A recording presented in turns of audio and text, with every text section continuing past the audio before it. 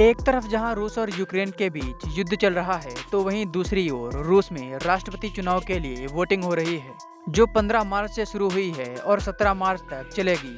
हालांकि पूरी दुनिया जानती है कि इस चुनाव के नतीजे क्या होंगे, फिर भी विश्व की निगाहें इस चुनाव पर टिकी हैं, क्योंकि इस चुनाव के नतीजे घोषित होने के बाद यूक्रेन में पुतिन का अगला कदम क्या होगा, इस पर दुनिया भर में डिस्कशन हो रहे हैं।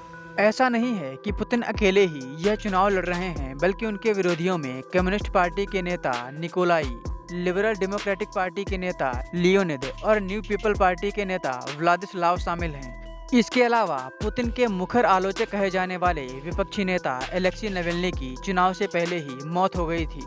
अब बात करते हैं कि पुतिन 2036 तक राष्ट्रपति कैसे बने रह सकते हैं। पहले रूसी संविधान में लिखा था कि कोई भी व्यक्ति लगातार 2 कार्यकाल तक राष्ट्रपति नहीं रह सकता। लिहाजा 2008 में पुतिन को पद छोड़ना पड़ा था और दिमित्री मेदवेदेव को अपना उत्तराधिकारी घोषित किया था और खुद प्रधानमंत्री बन गए थे। पहले रूस में राष्ट्रपति का कार्यकाल 4 साल का होता था, लेकिन नए राष्ट्रपति ने मेदवेदेव की सरकार में संविधान संशोधन किया और तय किया कि रूस के राष्ट्रपति का कार्यकाल अब 4 साल की बजाय 6 साल का होगा।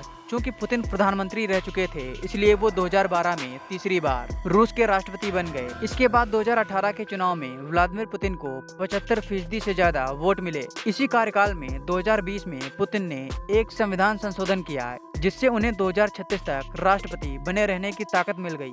पुराने कानून की जगह नए कानून ने ले ली, इसलिए पुतिन 2024 के बाद 2030 का राष्ट्रपति चुनाव भी लड़ सकते हैं। इस तरह पुतिन चाहे तो 2036 तक राष्ट्रपति बने रह सकते हैं।